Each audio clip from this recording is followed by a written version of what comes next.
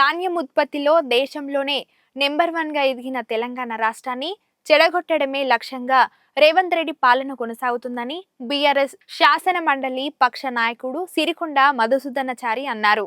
హన్మకొండలో మీడియాతో మాట్లాడుతూ కాంగ్రెస్ పాలన తీరుపై మధుసూదనాచారి ధ్వజమెత్తారు.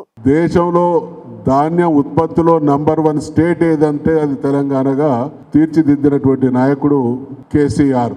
ఇక్కడ చేతగాక కాదు, చెడగొట్టడమే లక్ష్యంగా పెట్టుకున్నటువంటి పాప పాలన తెలంగాణలో ఈరోజు కొనసాగుతూ ఉన్నది. వ్యవసాయం దండగా నుంచి పండగ చేసిన తర్వాత, ఉత్పత్తి పెరిగిన తర్వాత అధికారాన్ని కైవసం చేసుకోవడం కోసం కాంగ్రెస్ పార్టీ ఎటువంటి హామీలు ఇచ్చిందో మనందరికీ కూడా తెలుసు.